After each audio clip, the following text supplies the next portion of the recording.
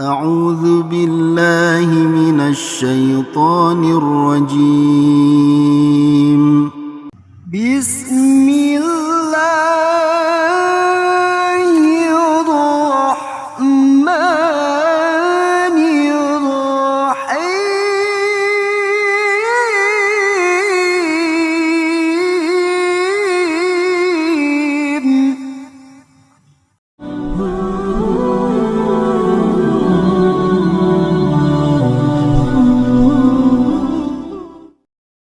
Apa itu ruh?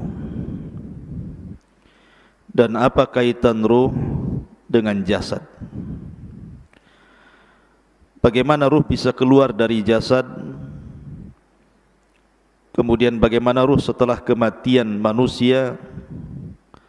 Dan juga di mana ruh saat kiamat dibangkitkan? Kemudian saat manusia berada di padang mahsyar. Ini yang kita akan bahas seputar alam arwah. Ma'asyiral muslimin yang dimuliakan Allah Subhanahu wa taala. Dahulu Nabi sallallahu alaihi wasallam ketika hijrah dari Mekah ke Madinah, ketika itu Nabi sallallahu alaihi wasallam lewat di sekumpulan orang-orang Yahudi. Karena tahu bahawa Madinah itu penuh dengan orang-orang Yahudi kala itu. Dan kebetulan Nabi SAW bersama sahabat Abdullah ibnu Mas'ud radhiyallahu anhu. Maka Yahudi ini, sebagian mereka dengan sebagian yang lainnya saling berbincang dan mengatakan saluhu, saluhu. Tanyalah dia, maksudnya ragu-ragu mereka mau nanya Nabi sallallahu alaihi wasallam. Akhirnya kemudian salah seorang di antara mereka memberanikan diri bertanya kepada Nabi sallallahu alaihi wasallam, "Ya Abul Qasim, marruh." Wahai Abul Qasim, saya ingin bertanya kepadamu, apa itu ruh? Maka Nabi sallallahu alaihi wasallam tidak langsung menjawab. Kemudian Rasul menyingkir dari mereka. Kemudian Rasul pun bersandar di bawah pohon kurma. Kata Abdullah bin Mas'ud radhiyallahu anhu mengatakan, fa'alimtu annahu yuha ilaihi, dan aku mengetahui bahwa Rasul sedang diturunkan wahyu kepadanya. Maka sejenak kemudian Nabi SAW bangkit, kembali menemui orang-orang Yahudi dan membacakan surah Al-Isra. Yas'alunaka 'anir ruh, qulir ruhu min amri rabbi wa ma utitum minal ilmi illa qalila. Mereka bertanya-tanya soal ruh. Katakan ya Muhammad kepada mereka orang-orang Yahudi itu, ruh itu urusan Rabbku, dan apa yang Allah berikan kepada kalian dari pengetahuan itu tidak banyak. Ketika Allah Subhanahu wa taala menciptakan Adam alaihi salatu wassalam, Allah menciptakan jasad Adam atau menciptakan ruhnya dulu? Menciptakan Adam dulu. Allah mengutus malaikat maut mengambil tanah dengan berbagai macam jenisnya di dunia, mulai tanah yang keras, tanah yang lembut, tanah yang lembek, gitu ya. Tanah berwarna merah, berwarna hitam, berwarna kuning, berwarna putih, gitu, macam-macam warna. Kemudian dinaikkan ke langit. Kemudian Allah bentuk Adam alaihi salatu wassalam, membentuk menjadi manusia tersempurna, termulia. Laqad khalaqnal insana fi ahsani taqwim. Kemudian setelah Adam menjadi patung, maka Allah membiarkan patung Adam itu seperti itu, mengeras. Belum ada ruh, masih jasad. Sampai syaitan, iblis itu, saking hasadnya dengan Adam, Adam belum dititipkan ruh itu, datang, ngitarin patungnya Adam. Kadang masuk dari lubang telinga, keluar dari lubang hidung, masuk lubang hidung, keluar lagi dari lubang yang lain. Jadi iblis tahu bahwa Adam itu berongga. Makanya dia mengatakan, lau sullitu alayya la uhlikanna. kalau orang ini diserahkan kepadaku, ku hancurkan dia, atau ku buat dia maksiat kepada Allah Azza wa Jalla. Lihat hasadnya iblis. Dari sini Allah Subhanahu wa taala menciptakan secara zahir ayat dalam Al-Qur'an tentang penciptaan Adam. Allah belum menciptakan ruh, tapi Allah membentuk jasad Adam dulu sampai betul-betul sempurna mengeras, baru setelah itu Allah ciptakan ruh. Jadi ketika Allah menciptakan Adam, jasad dulu apa ruh dulu? Jasad dulu. Setelah jadi, baru Allah ciptakan ruh. Setelah Allah ciptakan ruh, baru Allah masukkan ruh itu ke jasad Adam. Ketika ruh baru sampai di tenggorokan saja, Adam sudah lapar tuh. Kemudian bersin, hacih. Ya, kemudian Allah mengatakan, ya Adam, katakan Alhamdulillah. Maka Adam mengatakan Alhamdulillah. Maka Allah mengatakan, yarhamuka Rabbuk. Kemudian ruh masuk lagi ke badan Adam, mulai tangan bergerak tuh. Di sampingnya ada pohon berbuah-buahan, dia maunya ngambil saja itu, padahal belum sampai jejak ke kaki ruhnya itu. Makanya manusia itu tercipta tergesa-gesa seperti abina bapak kita Adam. Baru setelah sempurna ruh itu sampai di kaki, sempurnalah Adam itu menjadi manusia yang disebut dengan nafsun. Ada ruh, ar-ruhu, ada an-nafsu dalam bahasa Arab. Kalau ruh ya ruh, kalau nafsu itu jiwa.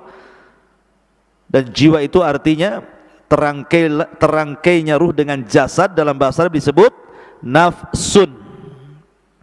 Kalau ruh, ruh saja. Kalau jasad, jasad saja. Kalau sudah nyatu disebut nafsun. Ya ayyutuhan nafsul mutmainnah. Wahai jiwa yang tenang, karena ruhnya masih dalam jasad. Ukhruji ila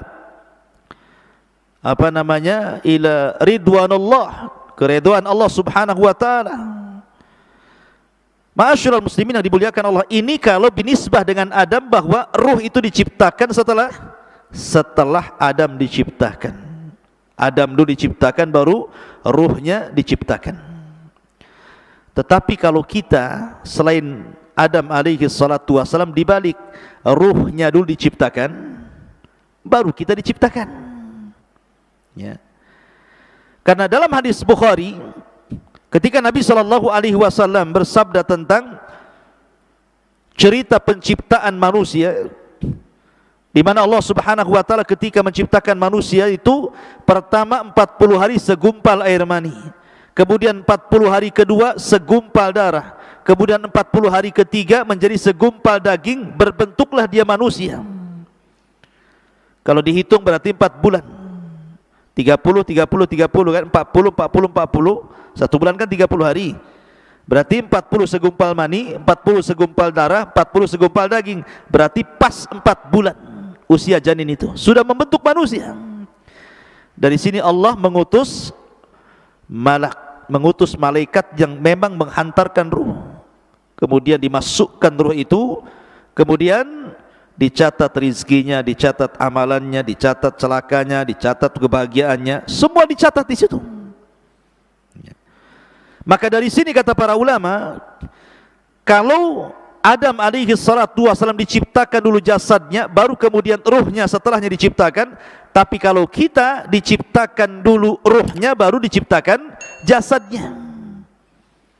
Begitu kata para ulama. Kenapa demikian? Karena ketika Allah Subhanahu wa taala menciptakan Adam, kemudian Adam sudah berbentuk manusia, ada jasad dan ruh, Allah mengusap zahra Adam, pundaknya Adam diusap di sini. Ya.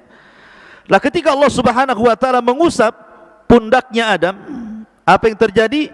Fa akhraja min dhahri Adam kullu nasmatin min dzurriyyatihi min khalqihi ila yaumil qiyamah. Dalam hadis Rasul, kemudian keluarlah dari pundak Adam ini, punggung Adam ini, ruh-ruh dari zuriyahnya Adam, dari anak cucunya Adam. Zuriyah diambil dari kata-kata dzarrah. Dzarrah itu semacam semut, bahkan lebih kecil dari semut, kecil, tidak nampak. Ya. Jadi keluar ruhnya dari situ, dan itu kelak akan menjadi anak cucu Adam. Lah kemudian suatu ketika Adam melihat dari ruh-ruh yang keluar dari pundak Adam itu, dan itu nanti akan menjadi anak cucu Adam alaihi salatu wassalam, melihat salah satu di antara mereka ada yang bercahaya dahinya. Kemudian Adam bertanya, siapa itu? Maka malaikat mengatakan, itu Daud, salah satu turunanmu. Karena takjubnya Adam, berapa usianya? 60 tahun. Pendek kali, ku tambah umurku atau usiaku 40 tahun, genapkan 100 tahun dia. Akhirnya Adam menghibahkan 60 tahun usianya, 40 tahun usianya untuk Nabi Daud supaya digenapkan menjadi 100 tahun. Dari sini bahwa ruh sudah diciptakan dulu. Karena ketika Allah mengusap pundak Adam, disitulah keluar arwah-arwah yang kelak akan menjadi anak cucu Adam sampai kiamat dibangkitkan. Banyak, berapa ruh itu jumlahnya coba? Jumlah manusia kan miliaran, dikeluar banyak gitu. Lah dari sinilah mereka akhirnya ditempatkan di sebuah tempat yang disebut dengan alam ruh. Disinilah terjadi mitsak, perjanjian antara ruh dengan Allah Subhanahu wa taala. Dan itu disebutkan dalam surah Al-A'raf ayat 172. Wa id akhadha rabbuka min bani Adam min duhurihim dzurriyyatahum wa ashhadahum ala anfusihim alastu bi rabbikum qalu bala syahidna an taqulu yaumal qiyamati inna kunna an hadza ghafilin. Dan ingatlah ketika Rabbmu membuat perjanjian dengan anak turunan Adam, min duhurihim dzurriyyatahum, di belakang mereka dari anak cucu yang kelak akan terlahir dari Adam alaihi salatu wassalam. Apa perjanjian Allah dengan kita? Alastu bi rabbikum, bukankah aku Rabb kalian? Bukankah aku Rabb kalian? Maka semua ruh mengatakan, qalu bala syahidna, iya kami menyaksikan anda itu Rabb kami. Pertanyaannya, antum ingat apa lupa? Atau pura-pura lupa bahwa antum pernah mengatakan di hadapan Allah, qalu bala, ya kamu adalah Tuhanku? Pasti enggak ingat. Mana ingat antum? Ya. Kenapa enggak ingat? Karena ingatan manusia itu terbatas, sebagaimana pandangan manusia terbatas, pendengaran manusia terbatas, akal pun terbatas, langkah kaki pun terbatas, akal pun terbatas, pemahaman pun terbatas, maka ingatan pun terbatas. Kita sudah lupa bahwa kita pernah berdialog dengan Allah dan mengatakan alastu bi rabbikum, dan kita mengatakan qalu bala syahidna. Ma'asyiral muslimin, kenapa demikian? Supaya tidak ada uzur bagi kita pada hari kiamat dengan mengatakan aku tidak pernah mengenal Tuhan sehingga aku tidak ibadah. Kita sudah diikat dengan perjanjian. Makanya Rasulullah mengatakan kullu maulud yuladu alal fitrah, setiap bayi yang dilahirkan itu brojol menjadi fitrah. Fitrah itu artinya mengenal Islam. Kenapa? Karena lanjut hadis Nabi SAW, fa abawahu yuhawidanihi au yunassiranihi au yumajjisani. Bapaknya yang menjadikan dia Yahudi, Nasrani ataupun Majusi. Stop hadis sampai ini, dan tidak ada kata-kata bapaknya yang menjadikan dia Muslim. Ya, karena lahirnya anak siapapun terlahir Islam, mengenal Rabbnya. Tapi kita lupa. Lah di alam ruh ini pula Allah menawarkan amanah. Yang Allah Subhanahu wa taala isyaratkan dalam surah apa?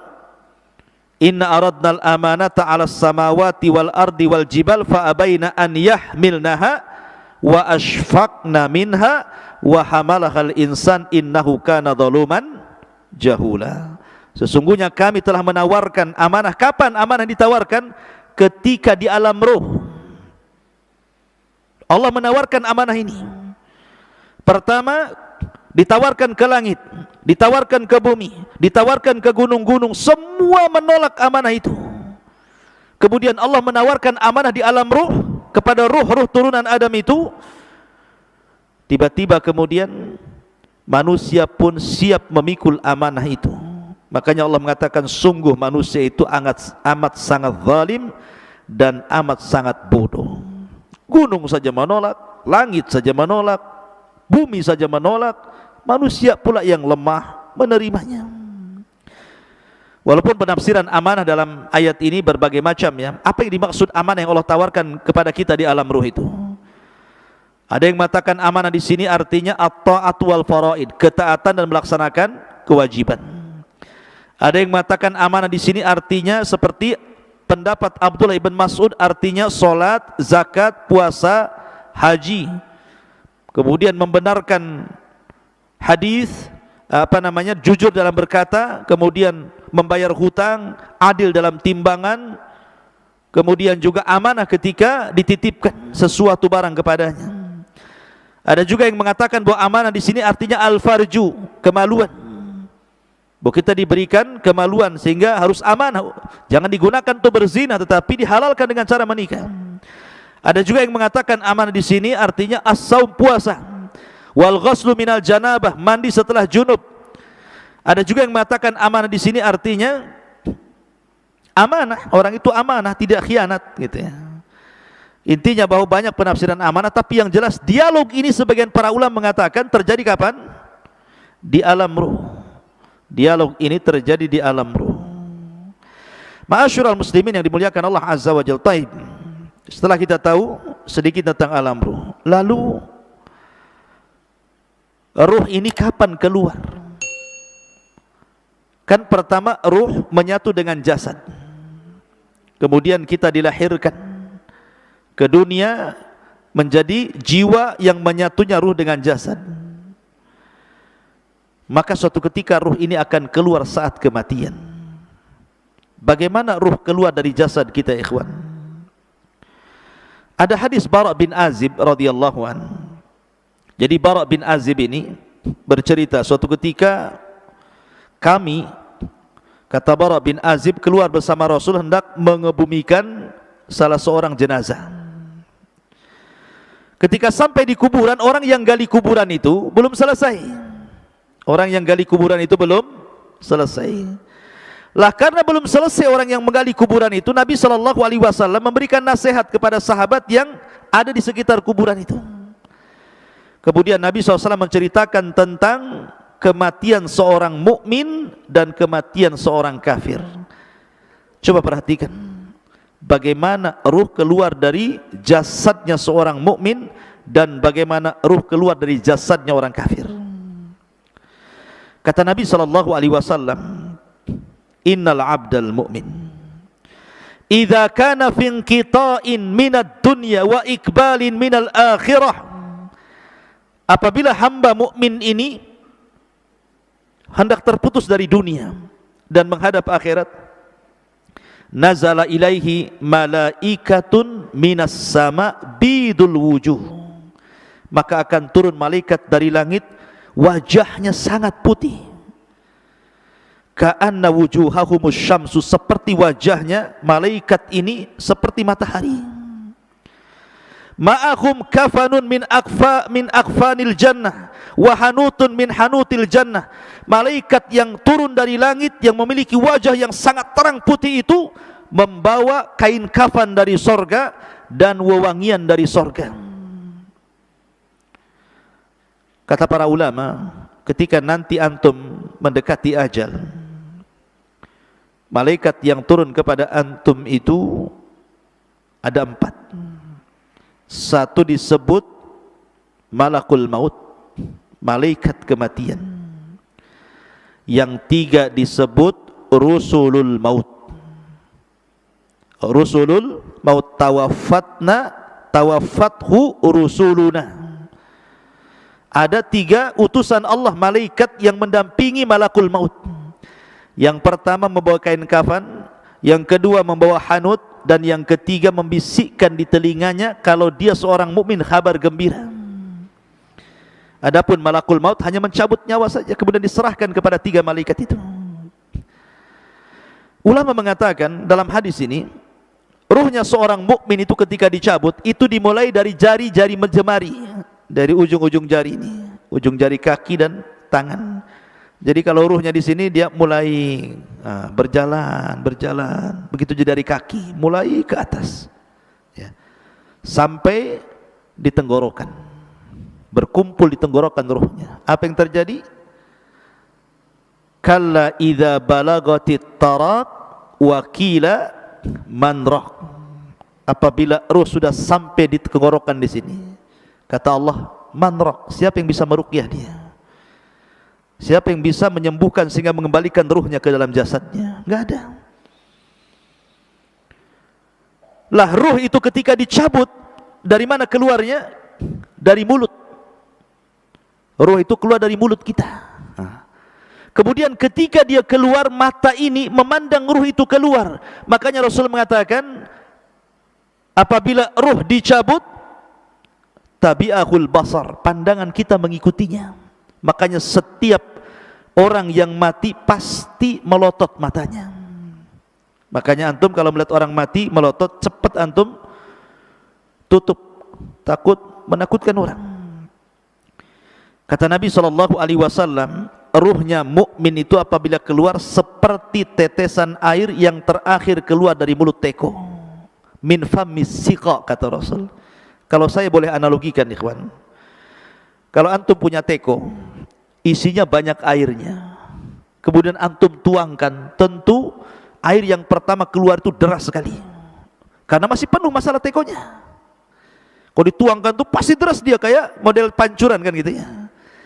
Coba kalau seandainya di teko itu tinggal satu tetes, kemudian antum tuangkan, pasti dia tidak akan mengalir deras, pasti akan sedikit mengalir sampai di ujung teko, kemudian menggantung dulu, kemudian baru netes gitu ya.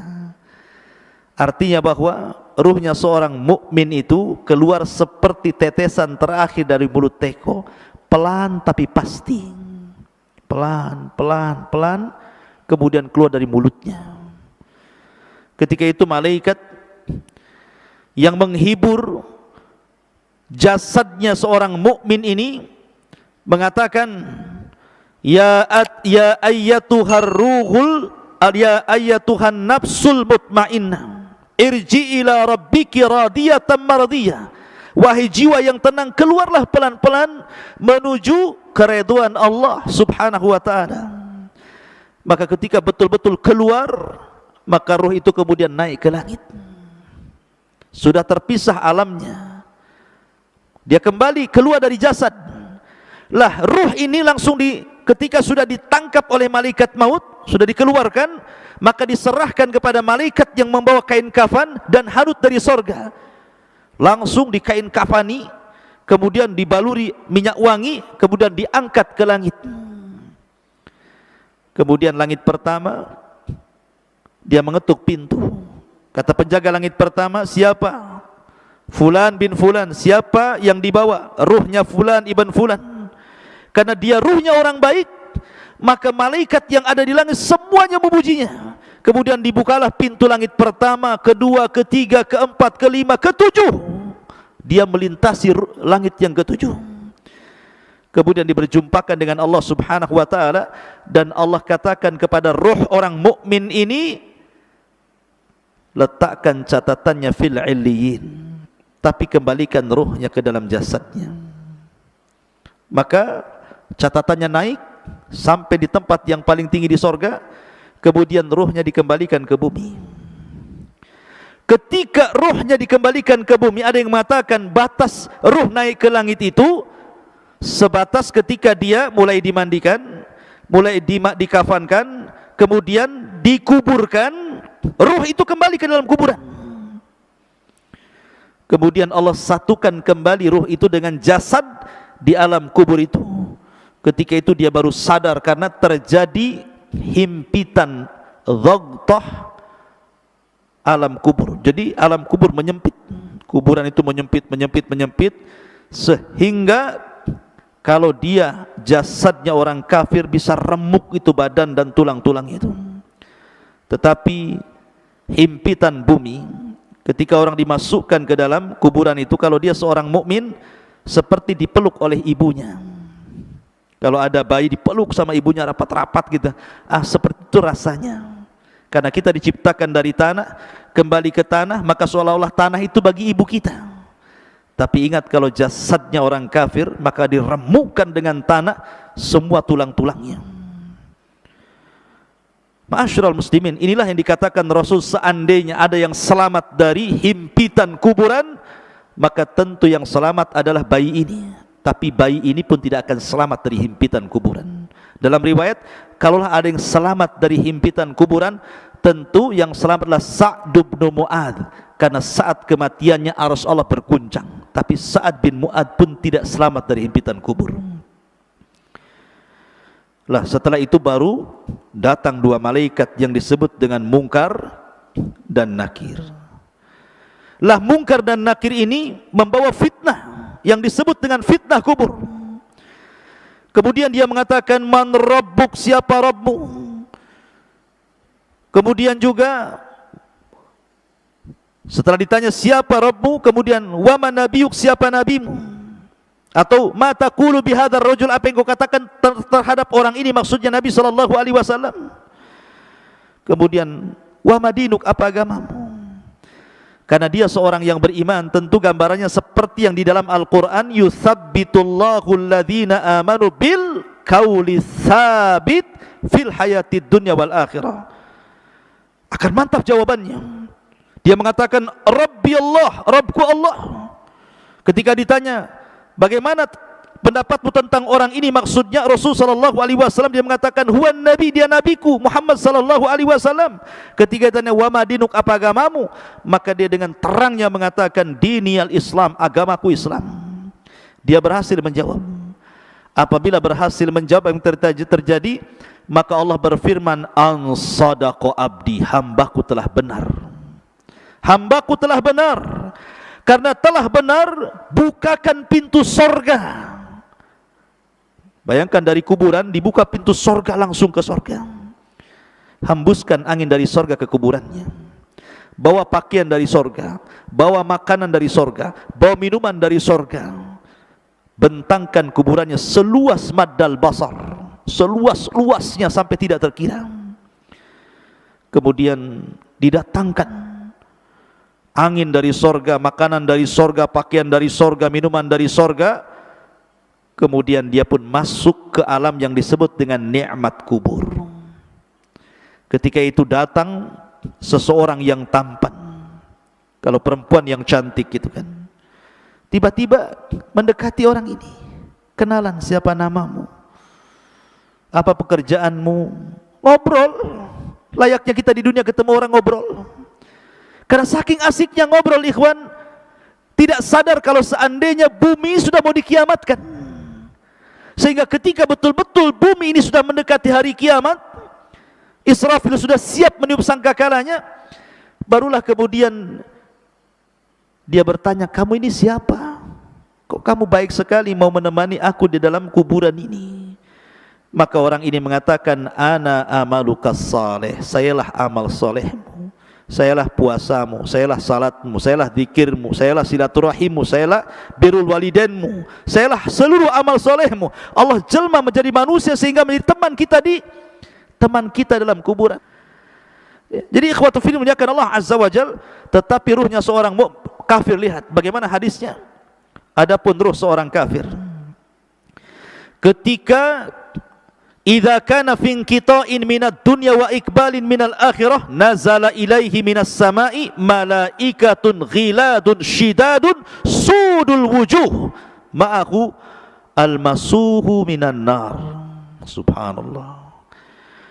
Kalau seandainya orang fajir, orang kafir, orang fajir, orang jahat ini mati, hendak meninggalkan dunia dan menghadap akhirat, maka turun dari langit itu malaikat yang ghilad, syidad, yang sangat keras, yang sangat jahat.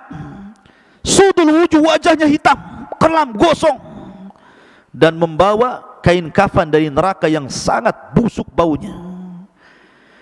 Kemudian dia pun duduk di samping orang yang mau ihtidar, mau mati dari orang kafir ini.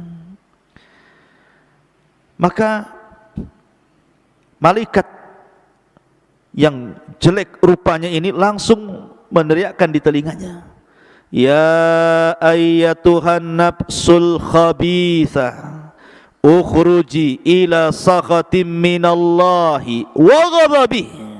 Hei jiwa yang buruk, keluar kau kepada kemurkaan Allah dan laknatnya, keluar kamu.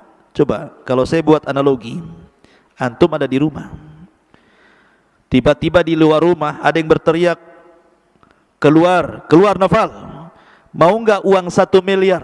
Keluar nggak antum? Keluar. Pal keluar, kubunuh kau. Keluar nggak? Keluar tapi lewat belakang, lari. Ya kan? Jadi ruhnya seorang mukmin seperti tadi teriakin, keluarlah, ini saya kasih uang satu tumpuk 1 miliar, pasti dia keluar enak.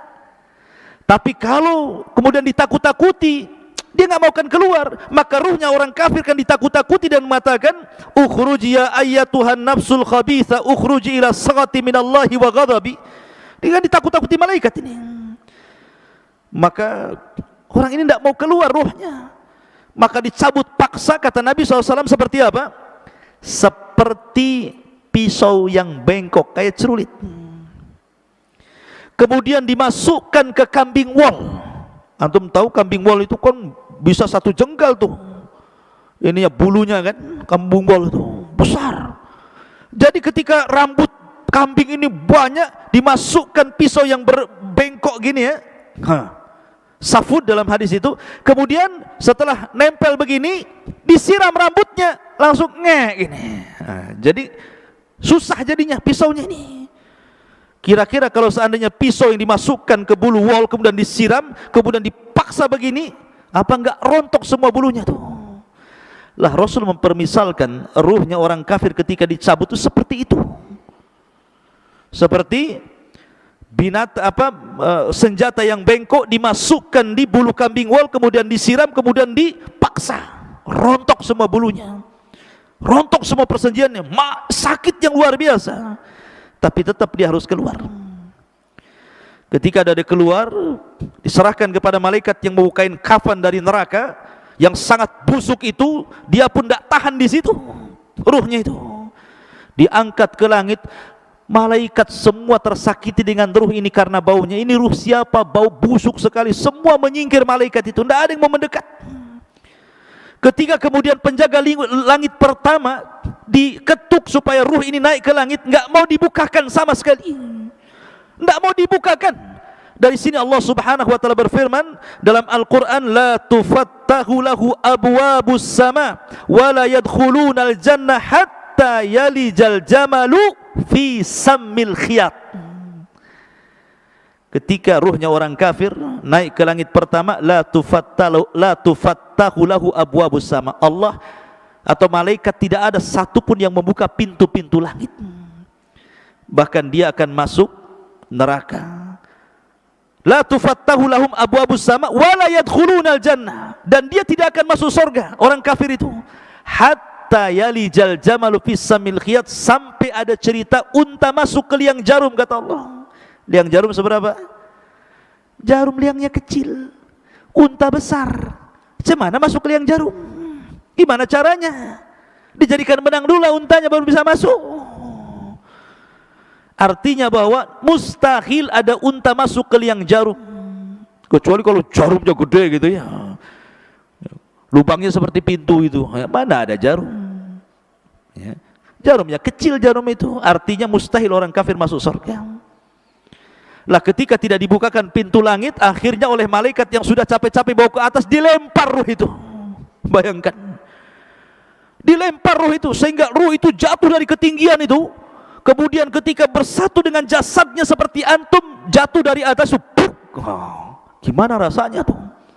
Gak usah dirasakan, pasti sakit ya. Rontok semuanya. Sudah kesakitan, tiba-tiba dihimpit lagi kuburan, langsung remek semuanya. Setelah ada himpitan kubur, tiba-tiba datang malaikat Munkar dan Nakir, kemudian berteriak dan menekan suaranya, man rabbuk, siapa Rabbmu? Enggak kaget dia ya. Wa man nabiyuk, siapa nabimu? Wa ma dinuk, apa agamamu? Makanya dia lagi pusing, lagi merasakan sakit, dia hanya mengatakan ha la adri. Fayaqulan ha la adri, saya tidak tahu. Aqulu kama qala an-nas wa fa'altu kama fa'ala an-nas. Aku hanya mengikut-ikut orang saja, enggak tahu. Maka dia pun akan dicambuk oleh malaikat. Kalau seandainya cambukan itu dicambukkan ke gunung Uhud, maka cukup menghancurkan Uhud itu. Bagaimana kalau dicambukkan ke jasad manusia? Turuhnya seorang kafir itu. Ma'asyiral muslimin yang dimuliakan Allah Subhanahu wa taala. Jadi kalau saya ringkas dari hadis Bara bin Azib ini, pertama, keluarnya ruh seorang mukmin dari jasad seorang mukmin. Yang kedua, ruh ini dibawa ke langit oleh malaikat. Kemudian yang ketiga, dikembalikan ruh ke dalam jasadnya. Begitu juga ruhnya orang kafir. Itu saat kematian. Lalu setelah kemudian masuk ke alam kubur, apakah azab kubur itu birruhi wal jasad, menyatunya ruh dan jasad, ataukah ruh saja? Maka Syekhul Islam Ibnu Taimiyah rahimahullahu taala mengatakan bahwa azab kubur itu yang rajih menurut ahli sunnah wal jamaah, dan ini menyelisih pendapat orang-orang Mu'tazilah dan ahli kalam, bahwa yang rajih wallahu alam adalah ruh dan jasad dijadikan satu. Walaupun ketika di dunia jasad itu utama, ruh itu mengikut. Kalau di alam kubur, ruh utama, jasad itu mengikut. Karena alamnya sudah alam beda, alam gaib bagi kita dengan kuburannya. Jadi yang penting ruhnya. Tetapi kalau ingin merasakan sakit, maka disatukan dengan jasadnya supaya dia merasakan bagaimana siksaan itu, sakitnya luar biasa. Maka baru disatukan jasad dengan ruh, dan itu pendapat yang kuat bahwa alam kubur terjadi birruhi wal jasad, ruh dengan jasad. Walaupun ada pendapat ruhnya saja, karena jasad pasti akan dimakan cacing tanah, akan hilang, kemudian akan hancur. Ma'asyiral muslimin yang dimuliakan, ada yang mengatakan tentang masalah di mana ruh itu dalam kuburan. Imam Malik rahimahullahu taala mengatakan bahwa kalau dia ruhnya seorang mukmin, maka ruh itu sesuka dia akan keluar masuk surga. Jasadnya tetap di kuburan, sementara ruhnya itu keluar masuk surga. Ada juga pendapat Ka'ab Ibn Akhbar mengatakan ruhnya seorang mukmin akan diletakkan di langit ketujuh di Iliyin. Adapun ruhnya orang kafir akan diletakkan di Sijin, di bawah bumi yang paling dasar. Ada juga pendapat Imam Ibnu Hazm mengatakan bahwa ruh dalam kubur itu dia tetap di situ, ya, tidak keluar dari kuburan. Ada juga yang mengatakan, Ibnu Abdul Bar mengatakan ruhnya syuhada maka akan masuk ke dalam sorga dan akan diletakkan di kendil-kendil sorga, kemudian digantung di aras-aras Allah. Adapun ruhnya seorang mukmin, maka mereka akan dimasukkan ke dalam sorga dan akan diletakkan, digantung-gantungkan di pohon sorga. Itu pendapat Ibnu Abdul Bar. Dan juga pendapat Ibnu Ash-Shihab, ya, bahwa ruhnya syuhada juga akan digantungkan di arasy seperti kendil-kendil dan keluar masuk surga. Wallahu alam. Karena bagaimanapun pengetahuan kita tentang ruh tidak banyak. Wa ma utitu minal ilmi illa qal, ini hanya pendapat para ulama. Adapun hakikatnya wallahu alam, yas'alunaka 'anir ruh qulir ruhu min amri rabbi. Ma'asyiral muslimin yang dimuliakan, lalu ketika terjadi hari kiamat, di mana ruh? Ulama mengatakan bahwa ada 7 perkara yang tidak akan binasa pada hari kiamat. Catat 7 perkara ini. Tidak akan binasa pada hari kiamat, tetapi yang lainnya pasti dihancurkan. Ketika Israfil meniupkan sangkakalanya, semua makhluk Allah dihancurkan. Bumi dihancurkan, gunung dihancurkan, lautan dihancurkan, langit dihancurkan, bintang dihancurkan, matahari, dan begitu seterusnya. Tapi ada 7 makhluk yang tidak akan pernah dihancurkan. Ada yang mengatakan 8, ada yang mengatakan 7. Yang pertama arsy. Arsy tidak akan dihancurkan Allah Subhanahu wa taala. Kemudian yang kedua dan yang ketiga, al-jannatu wan nar. Surga dan neraka tidak mungkin hancur dengan tiupan sangkakala. Kemudian yang keempat, al-ajbu. Al-ajbu itu artinya tulang ekor setiap manusia. Mungkin badan bisa hancur, tulang-tulang yang lain bisa hancur, tapi tulang ekor tidak mungkin dihancurkan Allah, karena kita diciptakan dari tulang ekor itu. Kemudian yang nomor 5, al-lauh, papan tempat menulis kolam itu. Al-lauh yang disebut lauhil mahfud, tidak akan hancur. Kemudian yang keenam, al-qalam, dan kolam makhluk kedua yang Allah ciptakan setelah arsy tidak akan hancur. Kemudian yang nomor 7, ruh. Ruh tidak akan hancur ketika Israfil meniupkan sangkakala, itu tidak akan hancur. Dan ini disebutkan di dalam nuniyahnya Imam Ibnul Qayyim rahimahullahu taala dan juga dalam kitabnya Syarhus Sunnah li Imam Al-Barbahari rahimahullahu taala.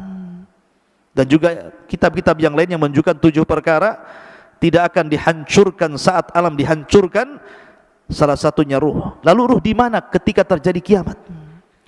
Ruh itu terjadi ketika terjadi kiamat, maka terputuslah azab kubur, nikmat kubur, dan begitu seterusnya. Maka ruh itu akan diletakkan di Eliyin yang mukmin, kemudian ruhnya orang-orang kafir dan orang-orang jahat diletakkan di Sijjin, di dasar bumi. Kemudian terjadi kiamat hebat selama 40 tahun, bisa 40 bulan, bisa 40 hari. Baru Israfil kemudian meniupkan sangkakala yang kedua. Ketika itu jasad-jasad oleh Allah dikembalikan lagi, tulangnya dirangkai lagi, kemudian dagingnya dirangkai lagi dengan tulangnya. Jadilah setiap manusia, sehingga tanah itu dipenuhi dengan jasad. Allah mengatakan, idza zulzilatil ardu zilzalaha wa akhrajatil ardu athqalaha. Dan Allah keluarkan beban-beban berat dari perut bumi, maksudnya manusia, dilempar ke permukaan. Wa alqat ma fiha wa takhallat, dan kami lempar isi-isi perut bumi sampai kosong, karena semua jasadnya berada di permukaan bumi, semua jasad, belum ada ruh. Baru setelah jasad mulai dari Adam alaihi salatu wasalam sampai orang yang terakhir mati, sudah di permukaan bumi, di padang mahsyar, maka Allah mengatakan dalam Al-Quran, ruh itu kemudian dilesatkan dari Eliyin dan dilesatkan dari Sijjin, ya.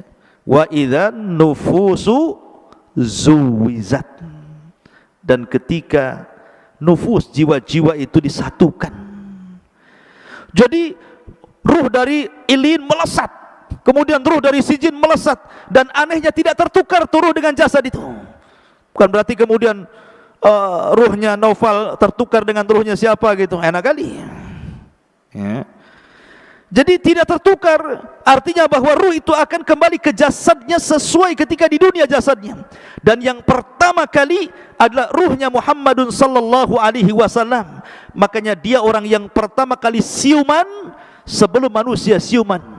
Ana awal man yashaqqu fihil qabr. Saya pertama orang yang keluar dari kuburan, katanya, kata Rasul. Kemudian aku melihat Nabi Musa sedang bersandar. Aku ragu-ragu apakah dia dulu ataukah aku, kata Rasulullah. Kan gitu ya. Baru kemudian bangkit semua, karena sudah nyatu lagi ruhnya tuh. Kemudian ketika bangkit, bingung orang-orang kafir ini, sehingga mereka mengatakan, ya wailana man ba'atsana mim marqadina. Celaka siapa yang membangunkan aku ini dari tidur-tidurku ini. Tapi orang-orang yang beriman, mereka mengatakan, hadza ma wa'adar rahman wa sadaqal mursalun. Inilah janji Allah dan benarlah ucapan para rasul. Berarti dari sini terjadi infisal ruh dengan jasad berapa kali? Pertama, ketika ruh kita dengan jasad kita dalam janin terpisah, karena jasad belum diciptakan, ruh sudah diciptakan, ya, itu perpisahan pertama, ruh dengan jasad. Kemudian yang kedua, saat kematian, ruhnya dicabut lagi dari jasad, kemudian disambungkan lagi di alam kubur.